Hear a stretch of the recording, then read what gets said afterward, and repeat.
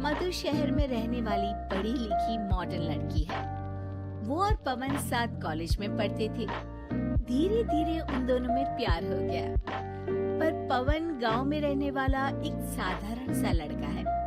मधु के पिता हमेशा उसे ये बात कहकर ताना देते हैं, तुम वहाँ गांव में कैसे एडजस्ट करोगी? शादी करके तुम गांव तो चली जाओगी, पर अपनी सारी मॉडर्न सोच और चीजें यहाँ शहर में ही रख कर जाना। ये सुनकर मधु को बहुत गुस्सा आता है। तो क्या हुआ अगर वो लोग गांव के हैं? मैं वहाँ जाकर उस घर को बिल्कुल शहर की तरह बना दूंगी। शाम होते ही मधु पवन को वीडियो कॉल करती है। अच्छा हुआ तुमने वीडियो कॉल कर लिया। हाँ, मैं तुम्हें आज अपनी माँ से मिलाता हूँ। अरे बिट्टू, क्या कर रहा है? ये क्या है? दूर करना इस टुनटुने को। जाने कौन दिख रहा है इसमें तो। अरे माँ, आपकी बहू का वीडियो कॉल है। आप इसमें अपनी बहू से आमने सामने बात कर सकती हैं। नमस्ते माँ जी, कैसी हैं आप? अरे जका, ये बहू ने अपने कानों में क्या लगाया है? कैसे झुमके हैं? झुमके नहीं माँ जी, इन्हें ईयरफोन्स कहते हैं। इससे सामने वाले की आवाज और अच्छे से आती है। मैं आपको भी ला कर दूंगी। अरे नहीं नहीं, हमें नहीं ना चाहिए।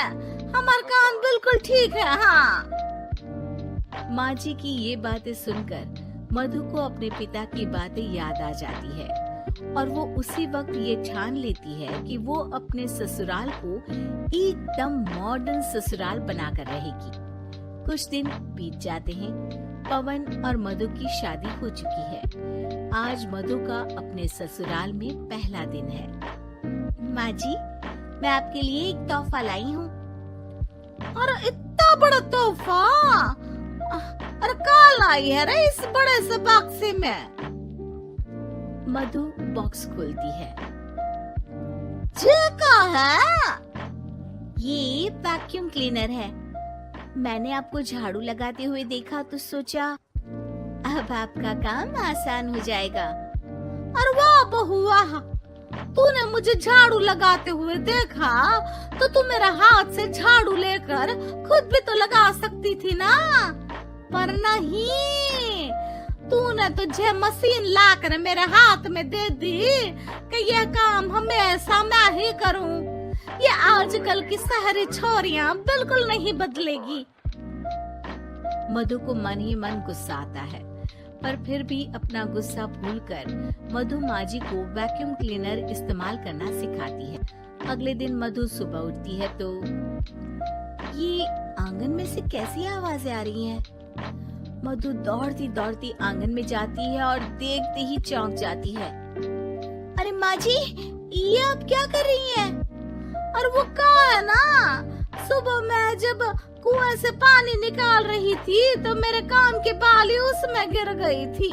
तो ये तेरा वैक्यूम ना सारी चीजें अपनी तरफ खींच लेता है ना, तो मेरी बाली भी तो निकाल ही देगा। उसी की कोशिश कर रही हूँ, पर न जाने क्यों अब ये चालू ही नहीं हो रही तेरी मशीन। अब वो चालू होगी भी नहीं, पर अब कुएं में से पानी निकाल क्यों रही थी? अरे कमाल करती हो ना बहू। पीने के लिए पानी क्या तेरे मायके से लाऊं मैं? अरे कुएं से ही तो निकालना पड़ता है। हाँ, पीने के लिए पानी और वो भी कुएं से। मधु दिमाग लगाती है और थोड़ी ही देर में घर में वाटर प्यूरिफायर लगवा देती है। ये देखिए माँ जी, इसमें बस एक बार पानी भर देंगे तो नल में पानी साफ होकर बाहर आएगा। अरे वाह रे बहू, ये तो बहुत ही बढ़िया चीज है। रात हो जाती है। मधु जैसे ही प्यूरिफायर का नल चालू करती है तो वो अचानक से फट जाता है और सब जगह पानी पानी हो जाता है। अरे ये क्या हुआ? ये क्या हो गया?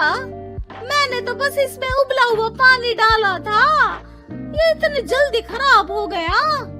अरे ये सारी शहरी चीजें सब ऐसी ही होती है कबूरी। क्या आपने इसमें उबला पानी डाला था? हाँ तो फिर पानी तो तभी साफ होगा ना जब उसे उबालेंगे। ये मशीन का कोई जिन है जो हमने जो बोला वो कर देगी है? मधु को बहुत गुस्सा आता है। इस तरह तो मेरा अपने ससुराल को मॉडर्न बनाने का सपना अधूरा ही रह जाएगा। नहीं, मैं इस तरह से हार नहीं मान सकती। थोड़े ही दिन में मधु पूरे किचन को मॉड्यूलर किचन में बदल देती है। अरे वाह वाह, इतनी सारी अलमारियां! माँ जी मॉड्यूलर किचन देखकर बहुत उत्सुक हो जाती है। ये बक्सा का है? बहू ने शायद गलती से इसे यहाँ रसोई में रख दिया है, पर है तो ये बहुत ही बढ़िया। अगले दिन सुबह, अरे मायरी क्या हो गया? मैं तो बर्बाद हो गई, मेरी सारी पूंजी जलकर राख हो गई। अब मैं क्या करूं? माँ जी की रोने की आवाज सुनकर मधु दौड़ी दौड़ी किचन में आती है और इतना धुआं देखकर घबरा जाती है। ये सब कैसे हुआ माँ जी? ये आग कैसे लगी?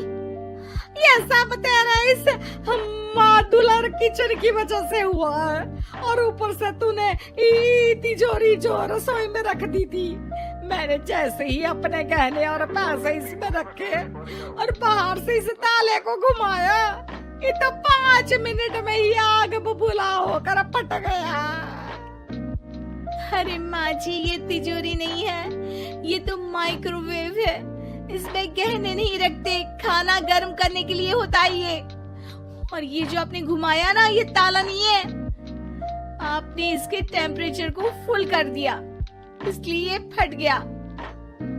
माँ जी और जोर जोर से रोने लगती है।